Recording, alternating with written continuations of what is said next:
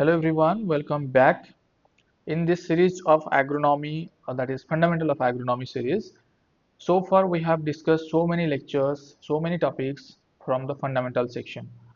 Today we are going to discuss about seed and sowing. That is one important chapter, though every chapter is important, but this is also one important chapter because in this chapter we are going to talk about seed and sowing methods. Because see, in agriculture, the primary thing that we are putting in the soil to generate one plant or to harvest something, that is seed. Okay, about soil, about tillage or soil cultivation, we have already discussed. So how to choose a seed? What are the different types of seed? What is a seed mean? Then what are the characteristics of or attributes of seed? Then how the sowing is being done? What are the different types of sowing? All these things we are going to discuss in this particular lecture. So listen carefully, and if you have any doubt at the end, you can ask me in the comment section. So when we are talking about seed or when we are talking about plant, one thing that is coming to our mind is its establishment. Okay, so establishment of any crop, that is very important from two reasons. Okay, one is for maintaining optimum plant population. That means suppose this is one area. Okay, this is a designated area where we are going to grow crops. So optimum plant population, that means the plants will be in such a way, it should be arranged or it should be given space in such a way so that intra-plant competition we need to avoid, and as well as we have to maintain optimum plant population for harvesting optimum solar radiation. Because see, only solar radiation is the energy, that is the sole source of energy which is converting through plant to the photosynthetic or organic form of energy. Because in photosynthesis, that is what we are getting. Like in chlorophyll or chloroplast, it is harvesting solar radiation, and this energy from sun, it is used for reducing the carbon dioxide. Okay, okay, so after reduction, it is it is forming the glucose molecule C6H12O6. All of you know that.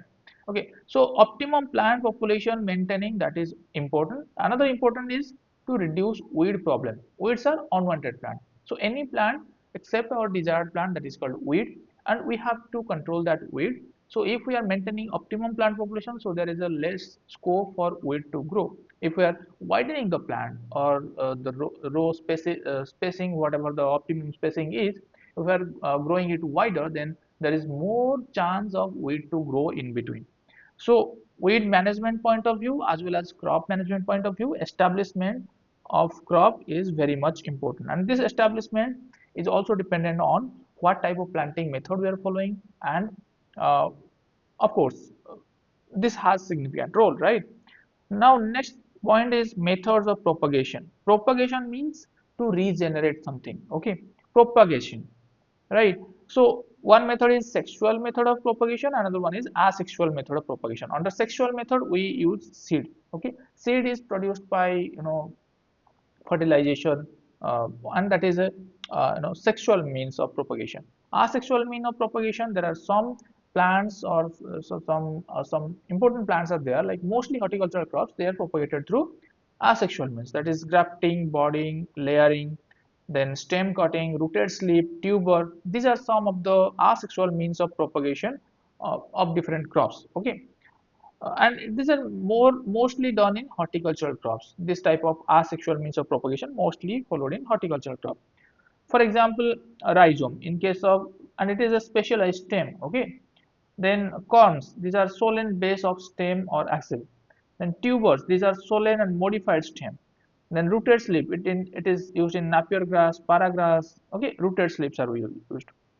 Then seed are used for multiplication. Suppose someone asked you what is the difference between seeds and grain. So grains are mostly used for consumption purpose, but seeds are used for multiplication purpose or propagation purpose.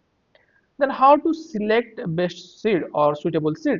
Selection of seed, that is important. Okay, so that seed should be pure. It should be free from weed seed or unwanted seed. It should be free from other seed.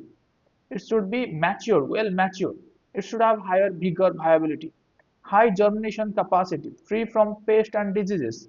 Okay, so a seed should be true to type. A seed should not be admixture of any other seed. It should be pure. A seed should not have any pathogen inside. Okay, it should have high germination percentage, viability percentage, and vigor percentage, which we will discuss later on.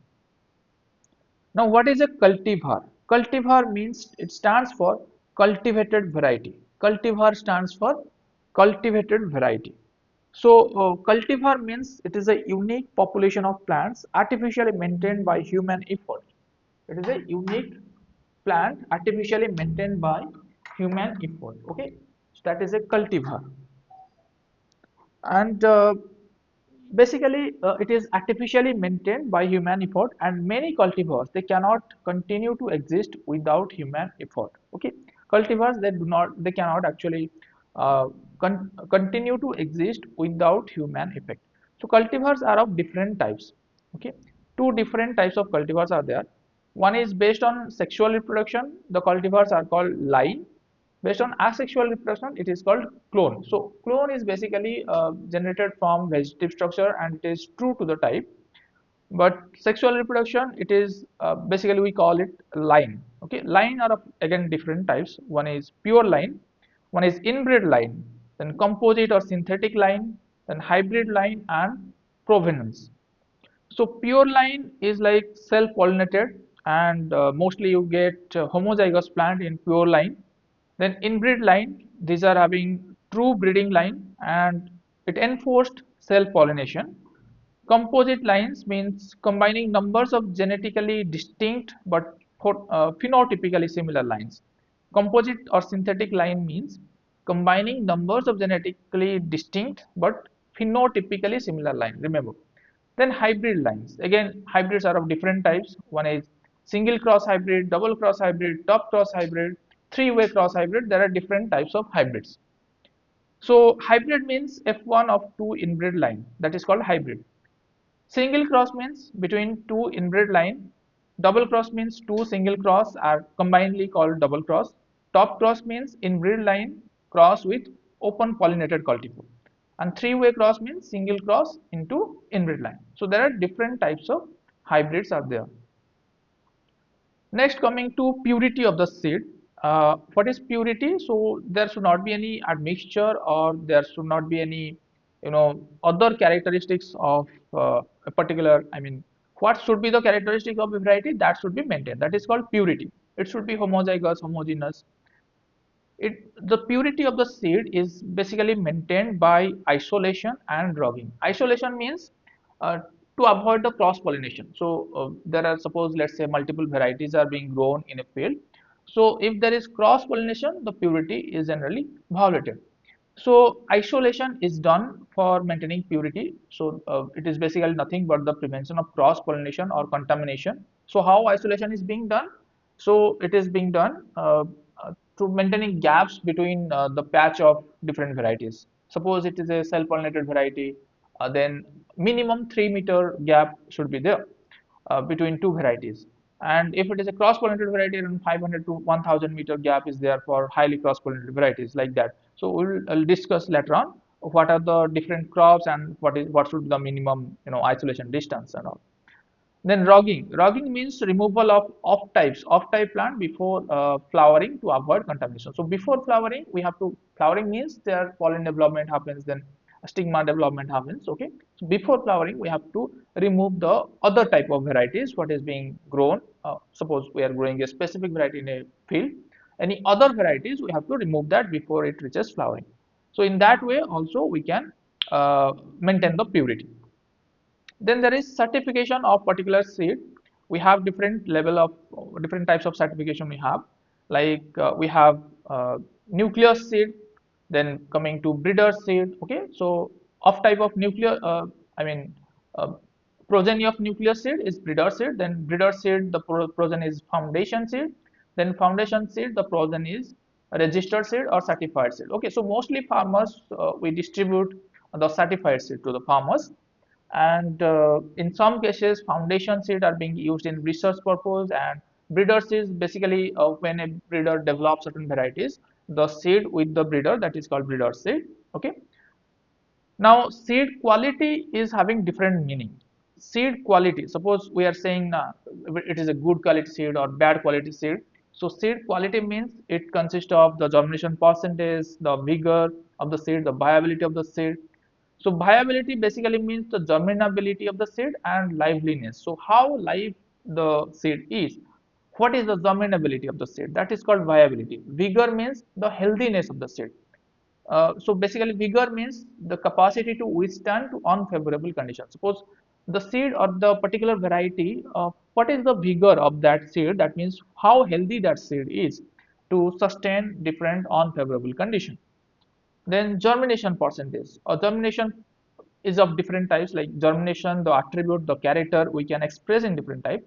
One is germination percentage, another one is germination rate. So rate of germination, if it is good, then early establishment of that particular variety will happen. The germination percentage, if it is good, so more number of plants we can get from the number of seeds we have sown. More than 85% germination is considered as good or having strong vigor. Then another propagation method is that is called micro propagation. Okay, so micro propagation now it is being famous in basically horticultural crop. Different stages of micro propagation are also there, like establishment stage, multiplication stage, uh, pre-transplant stage, then transplant stage of micro propagation are there. So we have different advantage, limitation, and type of micro propagation methods. So we'll discuss that in separate lecture. Now, when we are trying to grow or establish any crop in a particular field, before establishing it in a particular field, we have to go for seed bed preparation. Okay, so in tillage, we have also discussed about it, different tillage implement, how different tillage we do, and what is the impact of tillage on crop production. So basically, seed bed preparation is the first operation in establishing any crop. So we have to first prepare the seed bed, and seed bed preparation depends on the characteristics of the seed. Suppose the small seed is there. So if the seeds are small, we cannot leave the field with larger clods because seed soil contact will not be proper. So we have to maintain the seed bed with finer tilt or finer size of soil particles. So if the seeds are smaller, then finer seed bed should be prepared. If the seed size is larger, we can keep the larger plots in the field. So rough seedbed preparation will be enough or sufficient. Suppose we are planting, let's say, tobacco seed or finger millet, then smaller seed. These are having again mustard seed. These are having smaller seed. So the seed beds should be finer. Okay, we have to again and again till the soil or plow the soil. If the seeds are larger size, like chickpea, then maize, we can leave the field. I mean, some larger plots we can leave. Next, some other special type of seedbed preparation like puddling. Puddling is basically done in transplanted rice. So to avoid the deep percolation of water, because rice is a water-loving crop. So in case of transplanted rice, we want the water to be stagnant in the field. So for that, to reduce the infiltration, to reduce the percolation, we have to puddle the field. Puddle means we have to cross plow the field in standing water, so that whenever we have discussed actually about puddling, we have discussed in our previous lecture. But puddling generally mean when we are doing our tillage in suboptimal moisture condition, the structure of the soil is broken down. So puddling means in standing water we have to plow the field. So when we are doing or plowing the field in standing water, then what happens? There is structural disintegration of the soil particle or soil structure. So the sand particle, as they are heavier in nature, they will settle down first, then followed by silt particle, then followed by clay particle. So in this way, there will be impervious layer will be formed. So that is called puddling. Then transplanting, it is another method of establishment. Then broad bed and furrow, it is basically recommended for vertical in rainy season to avoid water stagnation and to, you know, it also helps in crop diversification, because in uh, uh, furrow we can grow water loving crop, and in bed we can grow the upland crops. Then optimum condition for germination, optimum soil moisture for germination, that is 50% of available soil moisture to field capacity. Then temperature, optimum temperature for temperate crops like cold season crop, we can say 10 degrees Celsius is optimum, and for tropical crops or warm season crop, that is 20 degrees Celsius. Crop establishment, difficult under zero tillage. Why under zero tillage crop establishment is difficult? Because there are some residues are present over the field, because we have not tilled the field, or the clean tillage is prohibited there. Then due to residue and weed problem, their crop establishment is problem. So it is recommended that in zero tillage condition you will sow 20 to 25% extra seeds. Then sodic soil crop establishment is difficult, because sodic soil is the worst structure of the soil, because in sodic soil dispersion happens. Dispersion means deflocculation of the soil. So the soil structure is not proper in sodic soil. That's why establishment is not proper. So in sodic soil, transplanting gives better result over direct seeding. Then saline soil with high EC, they are soaking the seed with thiamine 200 ppm. It helps in establishment. Then younger seed, if you are planting, then better establishment and yield. Then October, if we are like suppose we are growing the winter crop like oats, wheat, then October is the best month for tall wheat, and second to third week of November for dwarf wheat is the best time. Delayed sowing result in terminal heat stress. So if terminal heat stress will be there, then what happens? The grains become shrivel. Depth of sowing is also important from crop establishment point of view, because when we are putting the seed in the soil, initially the seed supplies nutrient, because initially there is no root to extract nutrient from the soil, but the endosperm, it provides the nutrient for newly born, that coleoptile and coleorhiza. So basically depends on the seed size, seed reserve, that is the endosperm, the coleoptile length, and soil moisture, the depth of sowing is different. So one thumb rule is there, that is sow seed at a depth of approximately 3 to 4 times of the seed diameter. So whatever the seed diameter is, sow the seed 3 to 4 times depth of the particular diameter. Then there are different methods of crop establishment. So according to different methods, there are some pros and cons, and the establishment is different. One is broadcasting. So when we are randomly throwing the seed over the plowed field, then that is called broadcasting. So here the labor requirement is less, the time consumption is less, but the establishment is not good. Proper spacing we cannot maintain. Then drilling. So there are different seed drills are available, through which there are fertilizer as well as seed put one after another. So that is drilling. Then planting or transplanting. Transplanting means in nursery you have to grow the seed initially, and after a certain period that is transferred to the main field. So there is a thumb rule for how many days you have to put the seedling in the nursery.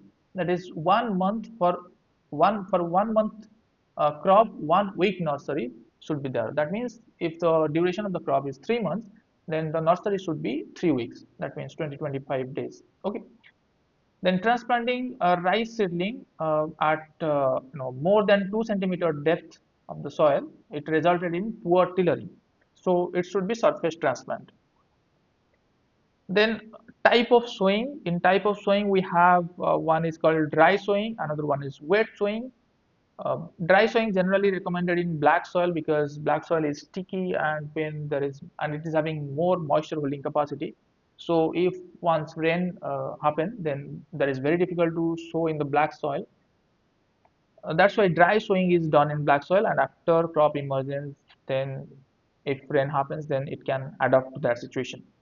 Then wet sowing, most common method of sowing, and minimum amount of rainfall is necessary, and for taking of sowing is 20 mm. One for sowing activity, 20 mm rainfall is optimum. Then if we are treating the seed with let's say fungicide, insecticide, and rhizobium, first we have to treat the seed with fungicide, then followed by insecticide, then followed by rhizobium, and last we have to inoculate that with rhizobium. Then some biofungicides are also there, which you can use for preventing pathogens from attacking to the seed. Those are Pythium, Bacillus, Trichoderma, Pseudomonas. These are called some of the biofungicides. So this was about a brief lecture about seed and sowing and establishment. In next class, we will discuss about plant population. See, whenever you are facing any trouble with getting the points, then you can ask in the comment section so that we can clarify on that. We can prepare a separate lecture on that. So keep reading, keep signing. See you in the next lecture. Have a great day.